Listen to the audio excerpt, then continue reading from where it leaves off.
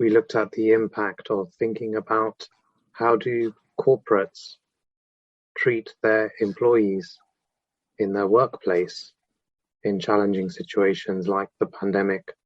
We looked at the impact of social equality and social inequality coming through from the pandemic, and who were the winners and losers. From the governance side, we looked at geopolitics. We looked at sovereign nations having their own policies in terms of managing the pandemic. Now, as the pandemic morphs into an endemic, it's been very clear that ESG is a topic that needs to be solved, but it's also a topic that needs to be standardized. And it's also a topic that baffles the C-suite. And why do I say that? The challenges around data, the challenges around multiple frameworks. May I name a few? SASB, IR, GRI, WEF, TCFD, TNFD. I could be here all 1 hour going through all those frameworks. So what do corporates, financials, and sovereigns need to do? What framework are they going to use? Which metric are they going to use to report environmental risks or climate risks? What metric are they going to use to understand employee diversity, gender equality? What metric should they be using for carbon emissions? Weighted average carbon intensity? Is it just a standard carbon number per megaton or per ton? What about the other GHG gases out there as well? Other things that are evolving and coming out of these frameworks that make the C-suite scratch their head is, what about geopolitical risks? What about corporate lobbying? What about regulatory lobbying? What about health and safety? What are my responsibilities as a C-suite in terms of benchmarking myself to these metrics? And now, why are these metrics so important? Increasingly, we are seeing corporate companies having their C-suite, and especially the CEO, having their compensation packages tied to improving ESG metrics. But again, what bamboozles the financial services industry? There are a plethora of frameworks out there. So if I wanted to look at, and I'll give you a great example, Starbucks and their C-suite and their CEO is basically looking at certain metrics tied to the compensation package. How do I make sure that that metric is validated, it's in line? How do I also understand what is the historic ESG metric? What is going to be the forward-looking ESG metric as well? So for us to really understand ESG, it goes down to the question of data. And myself working with clients in the financial sector, the first question we get asked is, where do you get the data from? How do I get the data? Who holds the data? Should I go and buy off the shelf? Should I design my own tool? Can you help me with building a tool using your own solutions? How do I basically take all those numerous data points and standardize? And why is it important? Not just for the C-suite and the correlation to their compensation, but let's talk risk and finance. If we really want to understand what is the true value of a company, how do we look at the tangible parts of ESG and the intangible parts of ESG? And this is where we think about pricing and valuation. But how pricing and valuation is going to influence the calculation of a bond or a swap or the underlying equity for that corporate company. Now, there are a whole host of raft of regulations, which I could bore you with all day. But listed exchanges are being very clear that if you are listing on our exchange or you're an existing company on the exchange, you have ESG obligations. You must be doing these disclosures in certain different ways. If you are a financial services firm, you need to basically be looking at all the corporates that you are investing in, be it on the trading book, be it on the banking book. We need to understand what are their frameworks that are being used. Absolute challenge, huge challenge for financial services. Why? Because we are invested in multiple different areas. So we could be a bank invested or an asset management invested in power, in retail, in hospitality, or we could be a marine shipping bank. Every single dimension of these corporate sectors have different ESG views and metrics. And if we really want to understand, and not to get too technical, but if we want to understand our tail risks and how is that going to impact, and how is that going to distort pricing, how is that going to look at the performance of a company over the next 5 years, 10 years, 15 years, 20 years, we need, and I'm going to go back to it again, data, data, data. Without understanding the data, we cannot understand the reporting imperative. So for us to get there and to go on this journey, we need to bring in 3 elements: data, calculation, and reporting. Now, the PRA, FCA, and BOE in the United Kingdom are drafting proposals on what will be best practice for ESG and how that will look. But they're also integrating that with climate risk stress testing. Climate risk stress testing just generates a whole bunch of new metrics as well. Not just for a financial services firm, but corporate firms need to execute climate risk scenarios and climate risk stress testing as well. Where are they going to get that data from? It's from the E, the environmental part. Now, if we don't have metrics and frameworks for, let's say, climate risk and environmental risks in line with each other, we're going to get a distortion of the results and understanding what does ESG, or what does the environmental part, the climate part, look like for a company in 5 years, 10 years, 15 years, 20 years, 30 years time, right? But again, it goes back to the challenges of data, because we need to extrapolate out that data. Traditionally, financial markets have always been able to get data points and do forwardation and backwardation of curves. We're able to basically think about where do we see interest rates, for example, on a swap curve. But let me plant another idea in your mind. How do we see employee diversity in 5 years, in 10 years' time, in 15 years' time? How do we see politics changing regionally with the emergence of the BRICS, Brazil, Russia, India, and China? How are demographics going to evolve as well? And demographics is going to be very key here, because the consumers on the ground are making that shift and they want sustainable choices.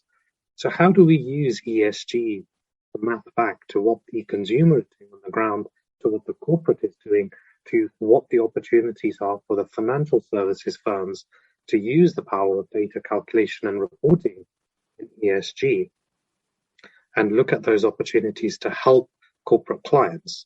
So some of my banking clients that I work with are putting together solutions for sustainable financing.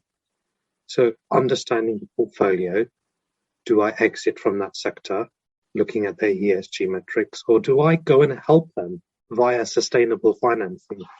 Do I think about green bonds, green loans, green mortgages? Do I help the consumers for that corporate company? How can they make that sustainable switch as well? What is the analysis required in terms of things like the supply chain?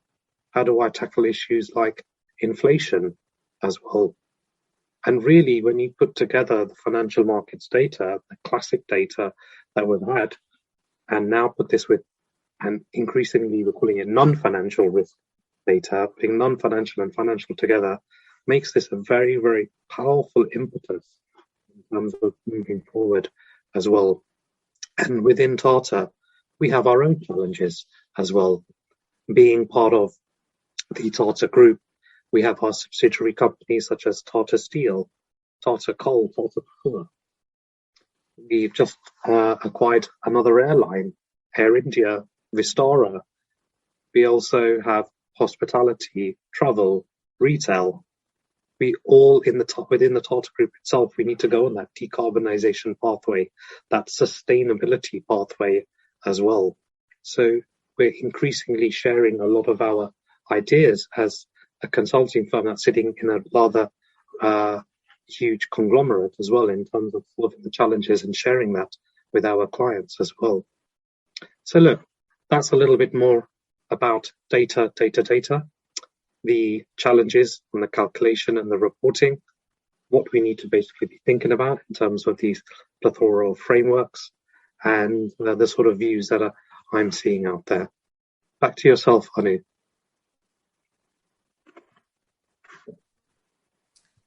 Thanks, Naveen, for setting the context and also to kind of give a little idea about where this whole ESG reporting is going to kind of take shape. So with this introduction with Naveen, what we'd like to actually do is speak a little bit about how this whole ESG is going to kind of shape up in the coming years, and what type of changes can one can expect. So while at this point in time there is a lot of buzz about ESG, so I think even if you take like 2 weeks of time, there's enough things to kind of read about, learn about, and still you'll run out of time. So that's the amount of information and content that ESG as a topic has created the buzz in the corporate world. So what we'd like to present in the next section of our webinar is to actually give a little glimpse of overall, how is ESG reporting going to shape up? Of course, Naveen has kind of spoken about some of the challenges and spoken extensively about data.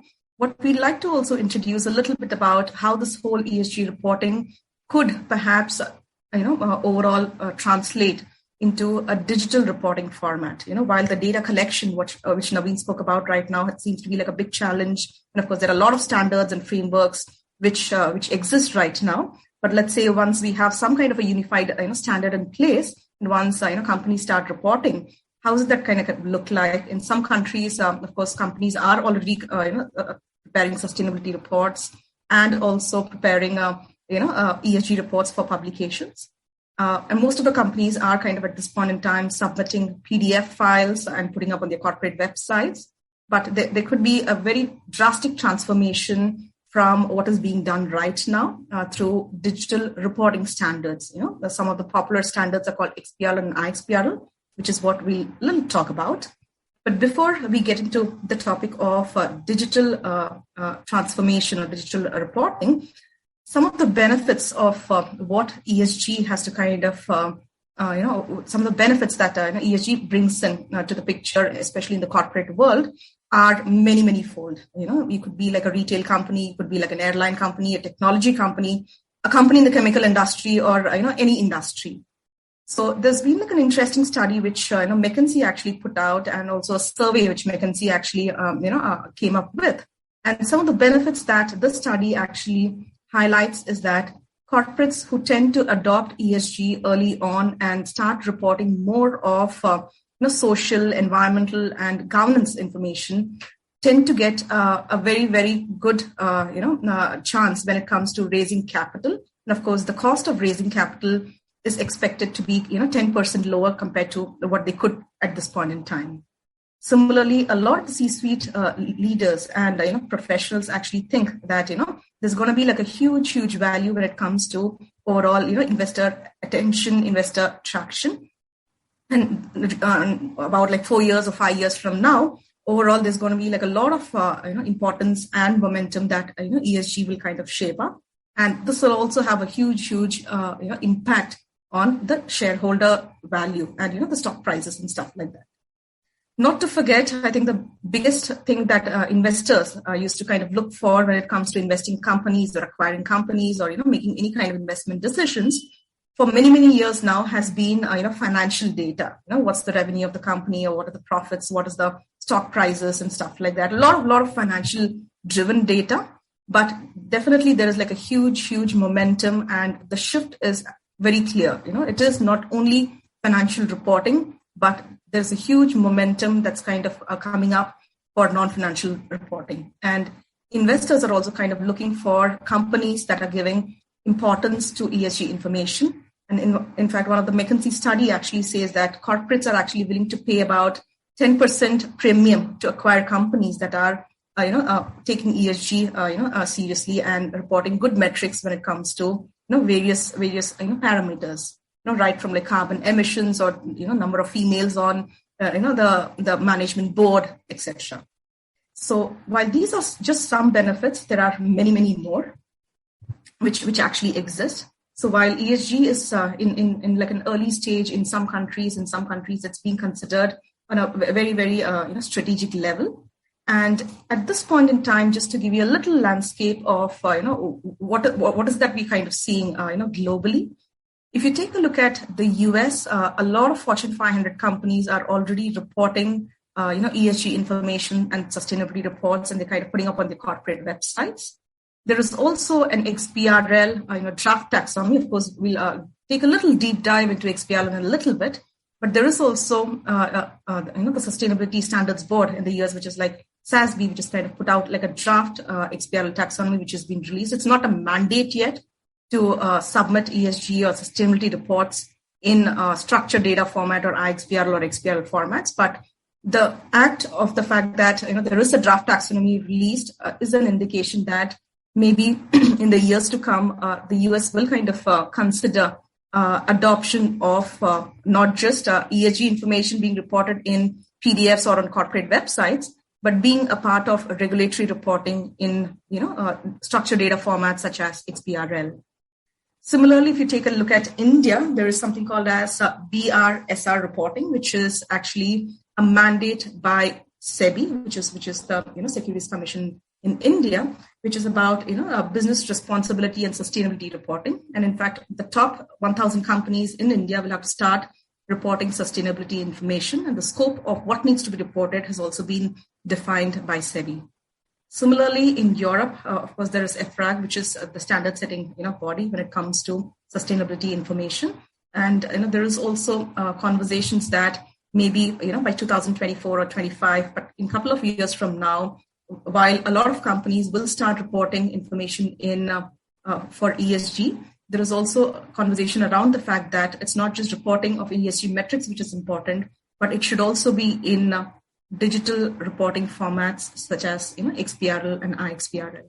So this is just to kind of give you a little glimpse of where this whole ESG as a topic is kind of headed to. With this little introduction, what we'd like to kind of speak a little about is the standard itself. So I think just if we just take a step back there as well, Anu, I think what's very interesting is the plethora of frameworks that are coming out. And look, a great example here is you've got the SASB XBRL draft taxonomy released, but we know that the IFRS are embarking on consolidation of, for example, CDP, the SASB, IIR as well. Hopefully, the GRI will basically come on board as well. So what does that mean from an implementation perspective? Do we either do a wait or watch approach and implement and report? Or do we future-proof our solution and think about how do I migrate from, let's say, when the IFRS finalize their proposals by the end of this year? And that's probably one of the biggest challenges that is out there in the industry, or do I go it alone? And do I basically create my own ESG framework as well and have my own internal methodology? And I've seen a number of different clients that I'm working with who have asked us to either build, internal ESG scoring. Now, at the end of the day, it's the client's choice and what they want to do. but it has to be done at the end of the day because there are regulatory obligations on reporting as well. And hopefully standards will arise and touch wood. I'm touching my desk at the moment.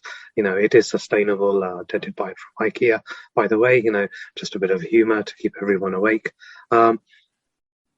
It hopefully will happen, but we have to think about how do we future-proof? Do we do tactical? Do we do semi-strategic, or do we go strategic?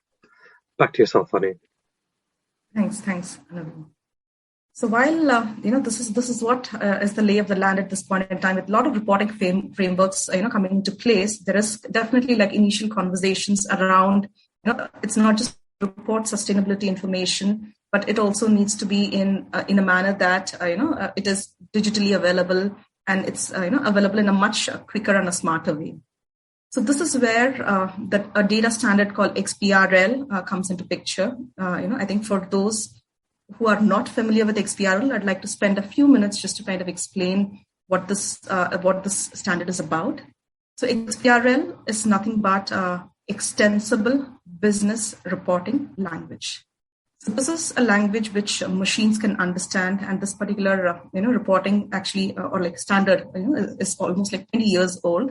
It was very initially introduced, I think when the Enron happened in the US way back then, and I think there was a lot of scams and malpractices which was kind of there across the globe by different companies in different countries, which had a huge impact on the economy itself.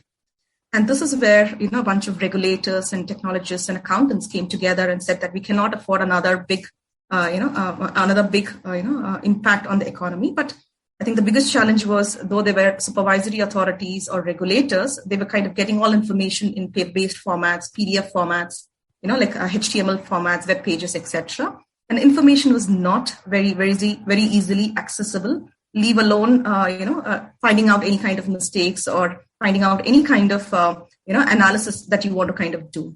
So that's how this whole digital reporting standard called Extensible Business Reporting Standard or language had kind of evolved, many, many years ago. So it is basically a royalty-free and open source standard, which is kind of available. And this data standard is actually managed by a consortium called XBRL International at a global level. Of course, there are also, geography-specific, XBRL consortiums, like XBRL US, there is XBRL UK, there is XBRL Europe, XBRL South Africa, so on and so forth. And this standard was originally, it started off for financial reporting, for corporates, for banks, for mutual funds, so on and so forth, so that regulators were able to kind of receive data in a manner that is machine readable, information is more accessible. However, now there is like a huge wave to consider XBRL as a reporting standard, not just for financial reporting, but also for non-financial reporting. And this standard, like I said, has been there for over 20 years. It is adopted by over 100 regulators, like central banks, business registries, stock exchanges, and, tax regulators as well in over 60 countries. And this is just going to kind of expand. I think the number of countries, the number of regulators is just going to increase because regulators are actually able to see the value of information being available in a digital format. While this standard, like I said, was initially introduced for regulators, but the benefits of the standards are so much that investors are also beginning to look at, XBRL data or structured reporting formats for, various purposes. I'd like to actually introduce this concept of XBRL with a little real life example. So let's say if one of us wanted to buy a shirt from a store or online, we would go to a store or, just pick a shirt which is of, let's say, like a size M or like a size L. The reason why we do that is because it just, fits us. And if we just take a step back and think, why is that so that, we just go to a store and buy a size M or a size L and just things work for us, very well. That is because overall, all of the information is actually, standardized. If I have to pick a shirt size L, I know this is going to be the shoulder length, this is going to be chest length, this is going to be the sleeve length, so on and so forth. So this actually makes our lives easy. So, this is like a very simple example. Similarly, if you want to buy shoes, you may buy a shoe of like, size 8 or size 9 or 10 or 11, depending on what your shoe size is. or even spectacles, where you have like power glasses, where where you go to like a store, and if you have like a prescription and say, my power for the right eye is like 0.25 or 0.5. So you get something that works for you, and that's because everything is kind of standardized. So this really helps in day-to-day life. I think unfortunately, Anu, since the pandemic, I've gone from medium to large. Yeah. And I think that's where it goes back to, on a serious point, how do you future-proof, right? And as we know, as these ESG metrics, the data universe and metrics that are going to increase, right? How are you going to shape and size those metrics? What is going to be best practice? And each country is going to have a different best practice, just like in the shape size you're showing here. I think America, and I don't want to offend any Americans, but UK. Maybe extra large, in the UK, maybe we're between medium and large, right? But what is your best practice ESG metric for, let's say, carbon, for example, or for, social inequality, social equality? What is going to be the ESG metric to measure corporate lobbying or regulatory lobbying by a company, so you can really understand the inner workings of these companies, and obviously top that off with reporting that you guys are doing. Yeah, absolutely. So I think with the pandemic, that's for a fact. A size M, L or an L could be like an XL. Very real life example. Yes. So coming back to the presentation, so this is exactly what standards do. They're supposed to make life easier for every one of us, depending on where we are and what we want. So this overall standard about XBRL, now that I've given a little example, I think, of course, if you imagine yourself, if you're a corporate, you've been kind of reporting a lot of information in your annual report. You've been reporting a lot of information. Let's say if you already reported sustainability information, there's a lot that you kind of report, right? But if let's say, the regulator in your respective country says, okay, going forward, let's say from 2023 or 2024, you need to start reporting this information in a standard called XBRL or in a machine readable data standard. I think your first question would be, what am I supposed to report? Because there's so much that I report in my, in my reports, the ESG reports or even the financial reports for that matter. So usually what happens is, in various countries, the regulators come up with something called as a taxonomy, which is nothing but you can visualize like a data dictionary. It's just like a dictionary or a list of concepts. If it's like an ESG report, you may be interested in, let's say, carbon emissions, right? Emission 1, 2, and 3, scope 1 emission 1, 2, and 3. Or if you're interested in water management or waste management or hazardous waste, etc. So typically there is something called as a taxonomy, which is released, by different regulators. And this taxonomy has concepts, which is called tags in the world of XBRL. You can just think of as concepts in a dictionary. It's arranged in a particular logical sequence. And these XBRL tags or concepts have something called as attributes. There are also interrelationships, between these XBRL tags. What I'd like to now take a step further is to kind of give a little financial example and then walk you through a non-financial example so that we understand what this means. Let's say there is a company, reporting sales, of 7348 million euro, million GBP or million USD, depending on which country you are in. So when we see a report like this or a financial statement, you're able to understand what this information is because you're reading it. So just imagine if I had kind of given 100 reports and said, okay, let's kind of pick the top 3 companies which has the top, highest revenue. It will be hugely impossible, right? So that is where, data standards come into picture. Let's say if I just picked this number, which is 7348, just as a number without telling you anything, right? This could be the number of, let's say, employees in an organization. Or if you're a retail company, this could be the number of outlets that you have in your country or, globally. It could also be maybe the number of, shares that a particular person, holds. For example, it can be anything. So what we mean by, structured data reporting or, digital transformation is that when this particular number 7348, let's say this company is, following IFRS as an accounting, standard. So, there is something called as an IFRS taxonomy or a data dictionary, which has been introduced. And in that data dictionary, there is something called as a XBRL tag, which is called IFRS revenue, right? Though the company is reporting sales, there is a concept called IFRS revenue, because revenue and sales is supposed to be the same. And now, if I just say revenue and 7348, this is still incomplete. The missing information is, for which period is this information being reported? It's being reported for a 12-month period. It is being reported in euro in this example. It is also being reported in millions. So now, when this number has an electronic tag called IFRS revenue, and when it has these three items, which is called period, unit, and scale. So these are called attributes, by the way, which we just saw on the last slide. This is when the information is complete. And once all of this comes together, this is how information is being able to be read by machines. So once in a quarterly report, an information called sales is mapped to this electronic attributes, machine. This is just barcode. XBRL is just code where you can kind of get all the information. For example, again, if you're kind of going to like a store to buy like groceries as an example, so you would pick a bunch of things, you'd go to the billing counter and kind of put each product under a scanner. And it is not very highly likely that there's somebody sitting and kind of billing your things with making a notes of list of the product, the price, the quantity, etc. You just put the product under the scanner, and the machine is able to read the information in the barcode, because the barcode has all of the information of the product.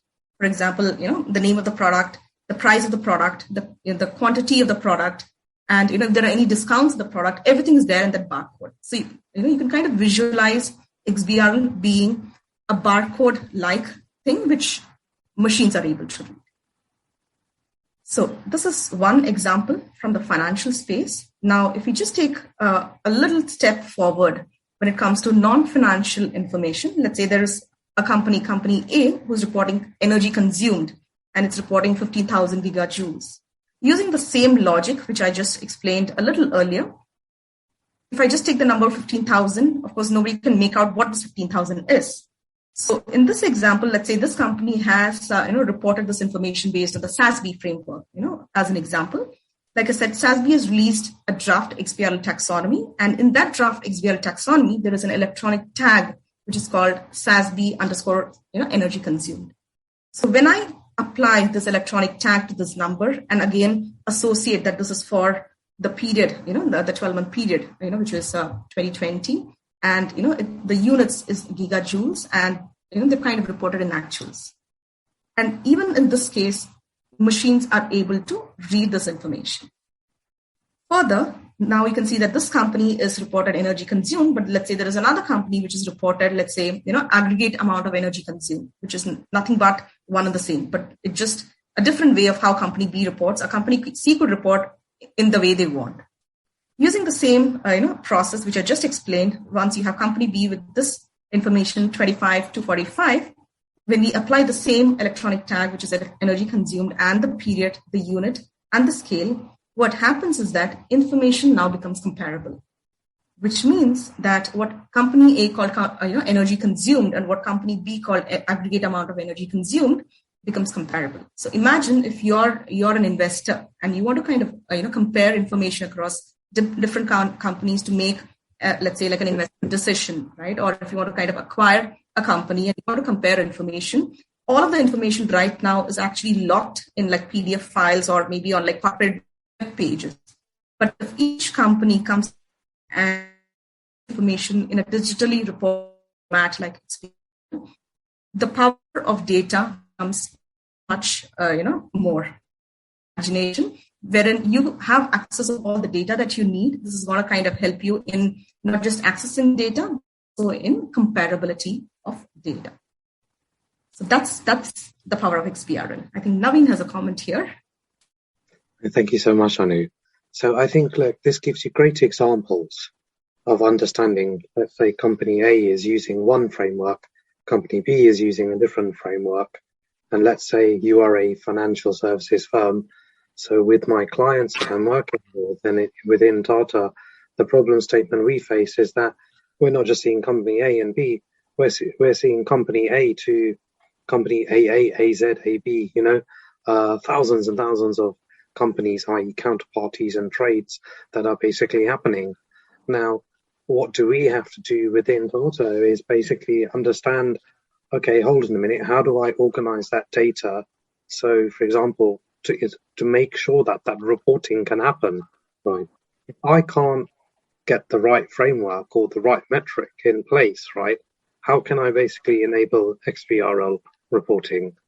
How can I have standardization?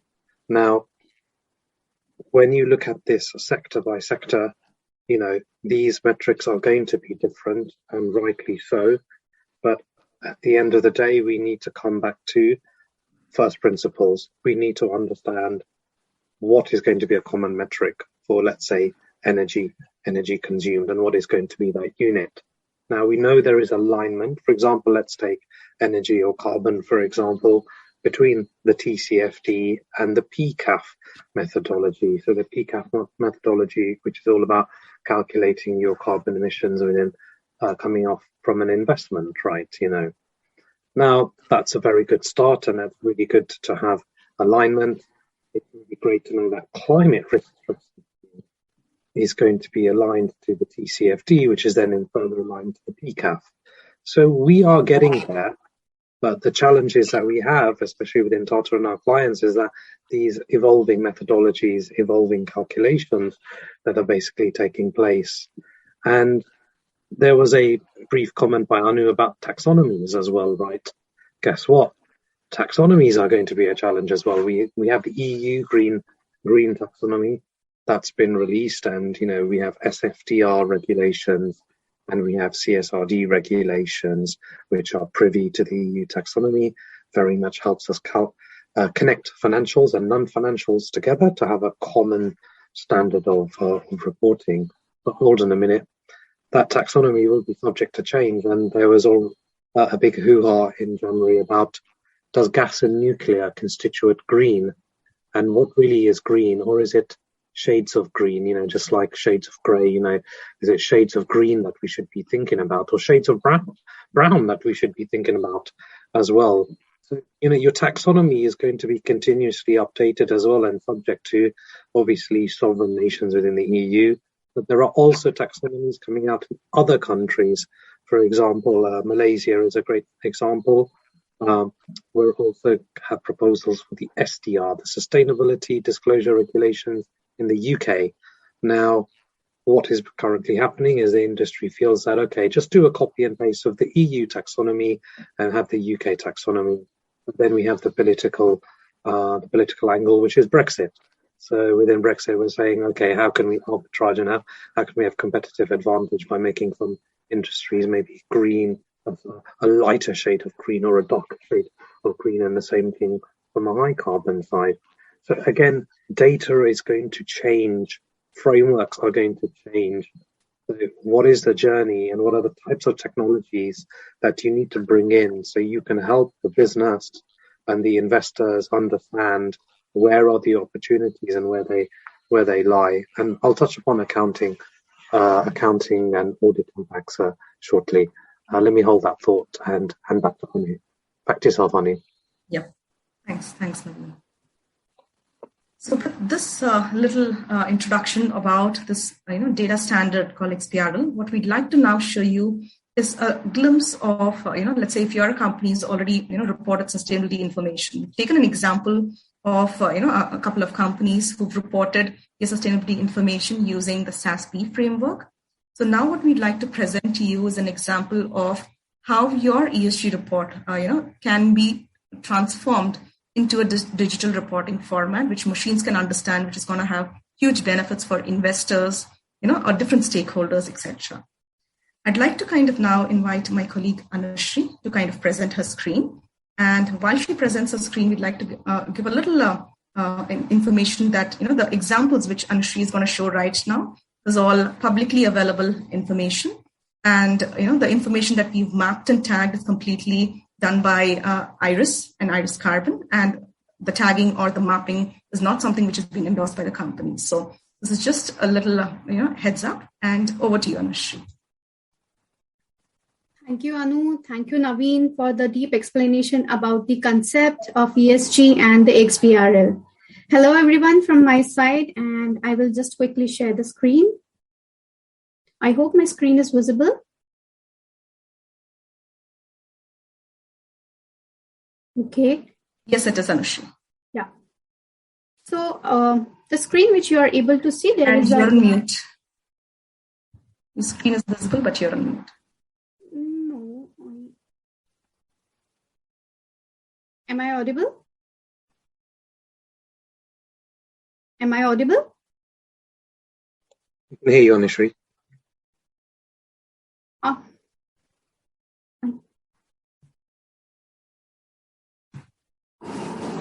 Just give Am I audible? Anushri. Hello? We can hear you, Anushri. Okay, great. The screen you are able to see right now is the annual report. As Anu has mentioned, this is available in the public domain. The information on this particular page is related to the sustainability disclosure topics and the accounting metrics. So this is a typical example wherein the companies will be giving the information about the greenhouse gas emissions, about the air pollution emissions, about the different type of gases which are released. And this information will be a very critical information once it will be captured in the taxonomy. So talking about the taxonomy, we have the SASB taxonomy, which is incorporated on the platform itself. I will quickly running you through this taxonomy. The SASB taxonomy over here is also known as the reference taxonomy because we will be using this taxonomy for the tagging or linking of the data.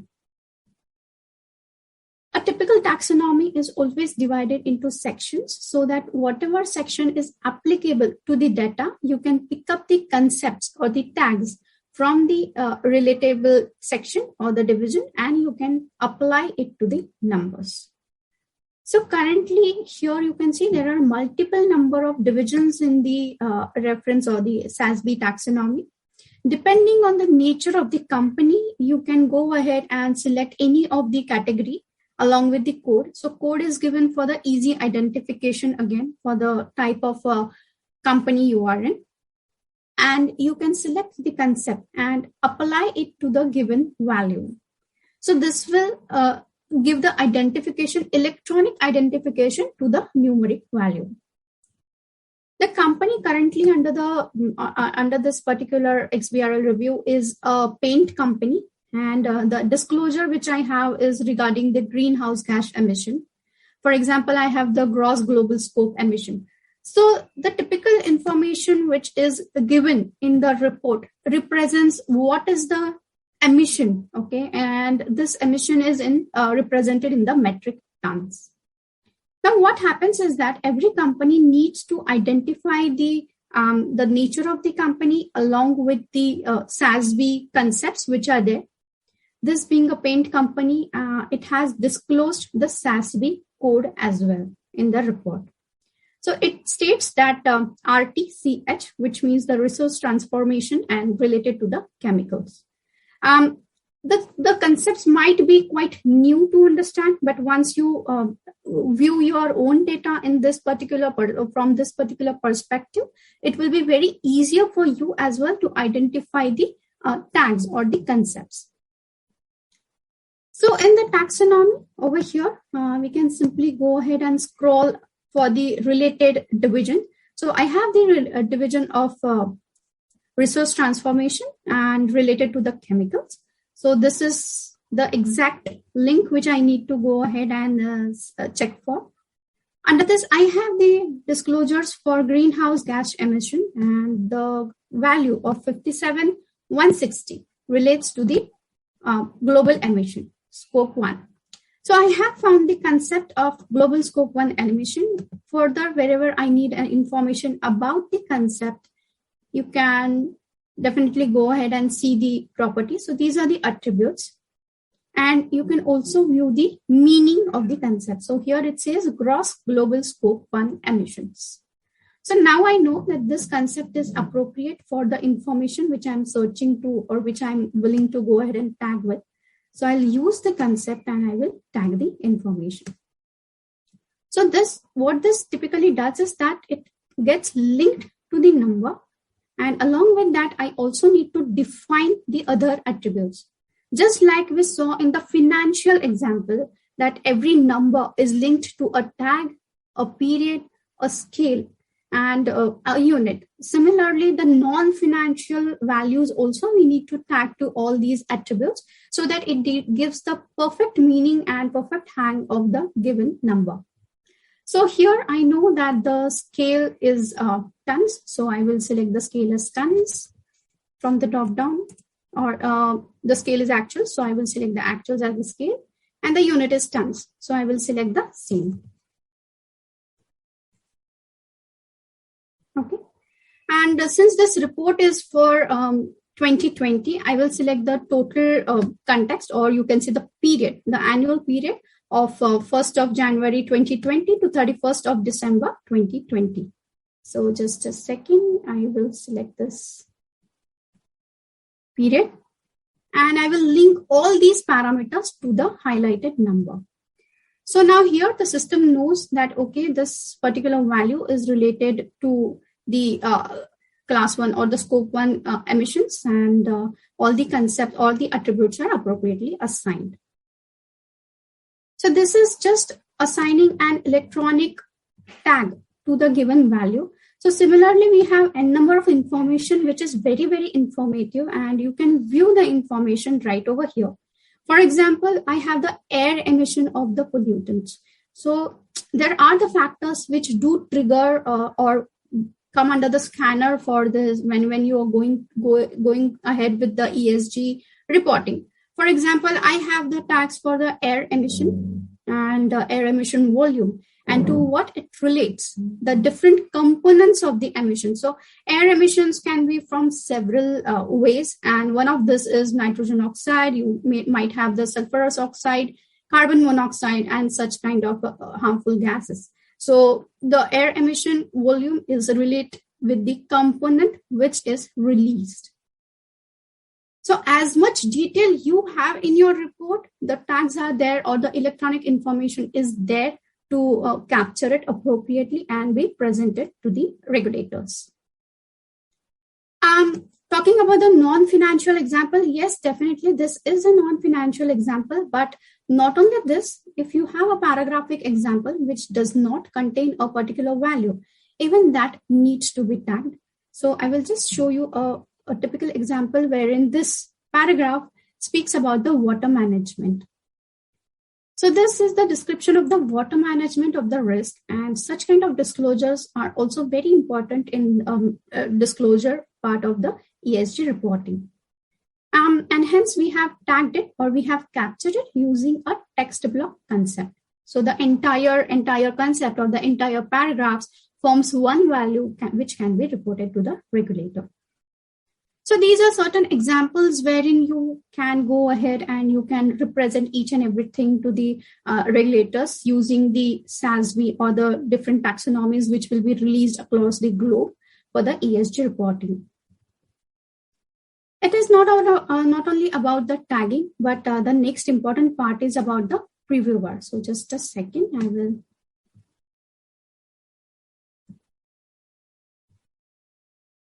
So this, the currently screen which you are able to see is a viewer, and this viewer represents the entire information what you have tagged currently.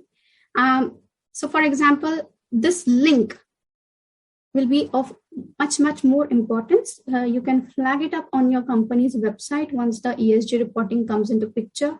And this will facilitate a very easy comparison of the data, which Anu was just talking about, the company A and company B example, non-financial example.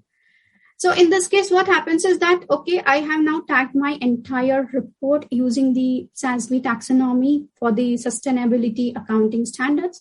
And I have hosted this viewer link, XBRL viewer link on the company's website. My IRs can come on the platform and they can also check for, this is very important for the IR or the analytics or the comparability of the data. You can simply select a concept or you can search a concept and find the values. This gives the on-the-spot comparison of the data for your entire tagging which you have done. So this definitely holds a great gravity towards the reporting of the ESG data. So apart from the tagging, yes, hosting the viewer link for easy comparability of the data also has a different space in the ESG reporting. Thank you. Thank you, Anushree. I was just going to add a couple of comments there as well.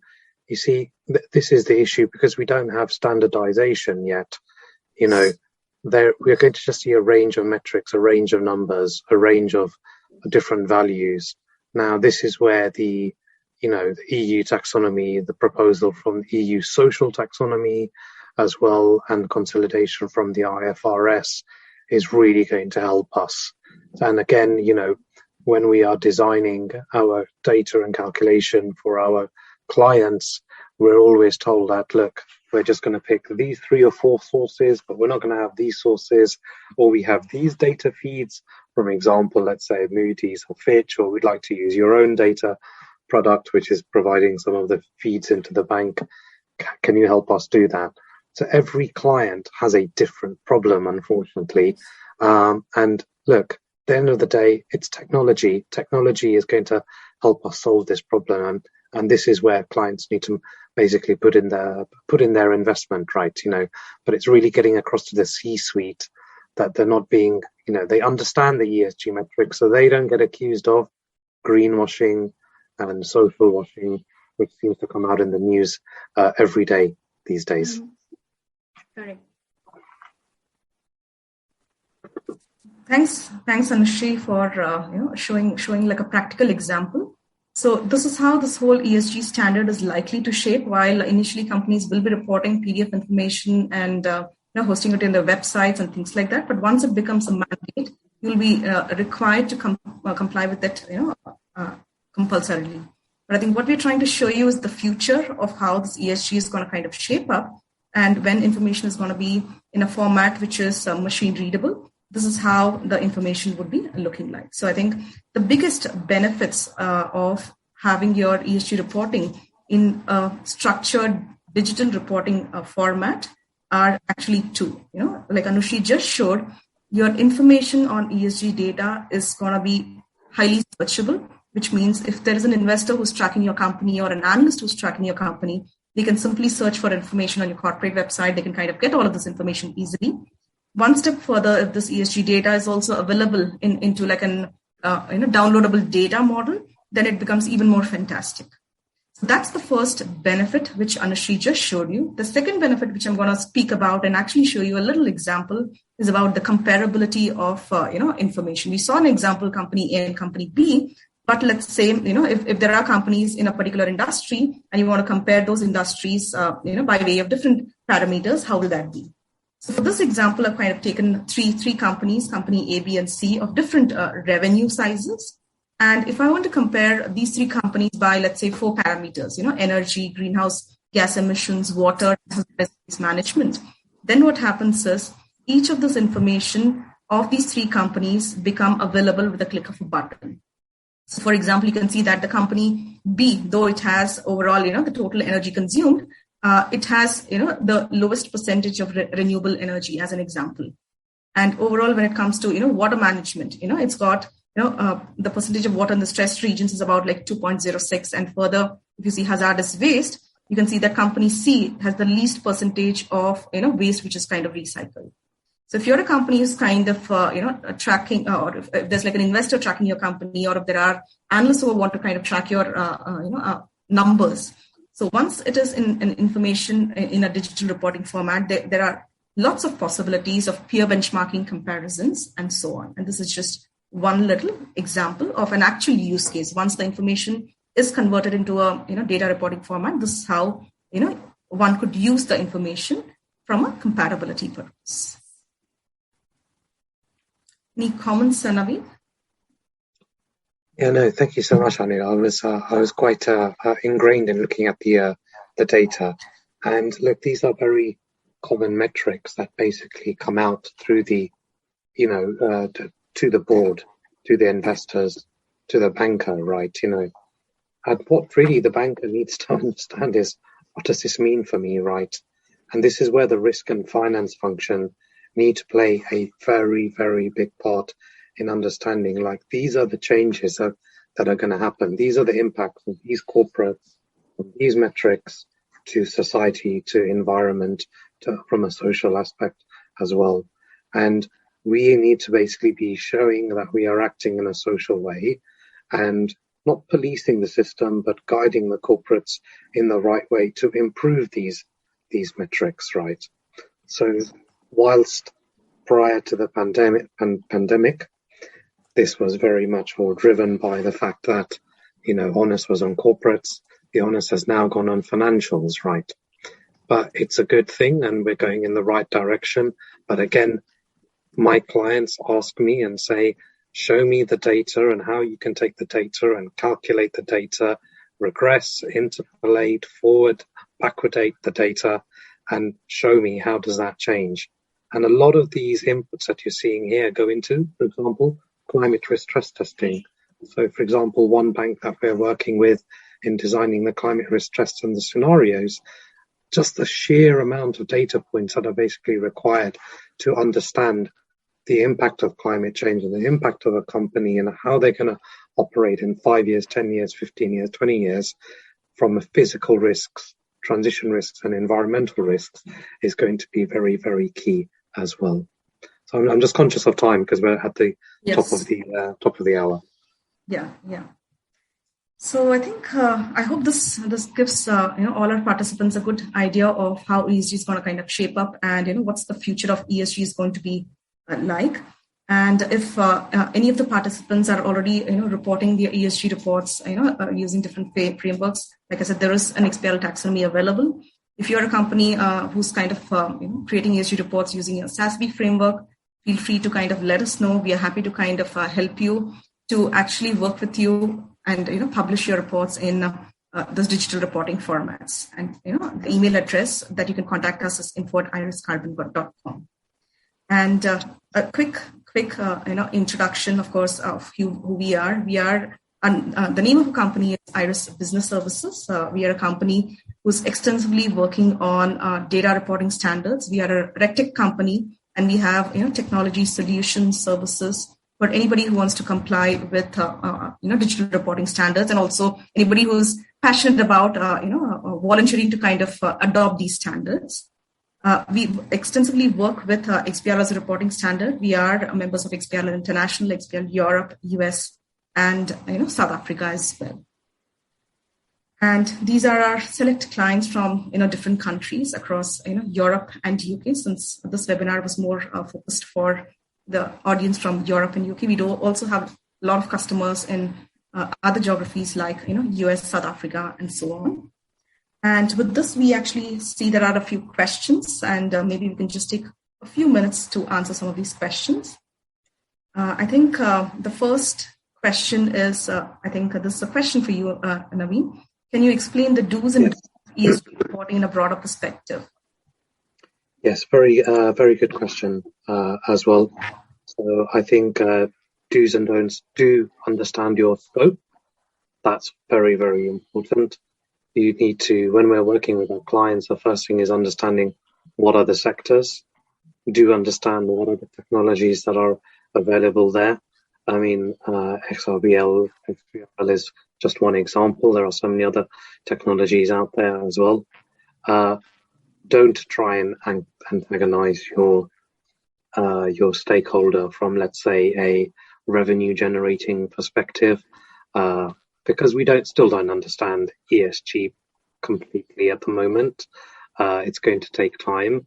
So getting the message across needs to be done very sensitively, because pricing and valuation, and when we're looking at the pricing of and spreads, so when I mean SOCIUM spreads, I mean social spreads, and greenium spreads, so green spreads for bonds and markets is still being established, and again, that's going to impact pricing valuations. So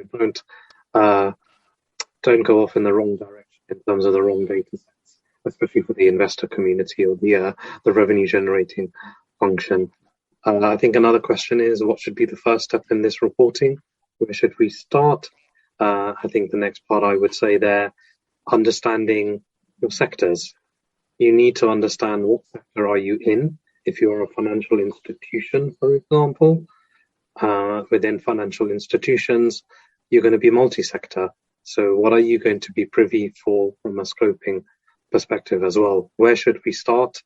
data. You need to look at your external data sources and your internal data sources. Then you need to look at what type of calculation layer and logic do you need across different departments, and then top it off with the reporting. And this is a great example of how you're doing reporting to, for example, a regulator as well. How can organizations navigate the ever-changing ESG landscape? We just need to keep monitoring the market. I am constantly talking to my clients on a weekly basis, banks, asset managers, pension funds, insurers, in terms of providing them the update in terms of what are the new ESG frameworks, what are the metrics, what are the regulatory obligations, what are the views of the sectors as well. There are a number of different alliances that have been set up, like a net zero alliance for asset managers, net zero alliance for the banks, for example. I could go on and on and on about the different types of alliances, but being part of the industry consortium and feeding back to industry consortium or your regulator to help collectively financial sovereigns and corporates define the standards that are required on this journey. So collectively, we all have to work together on this to really define the ESG landscape.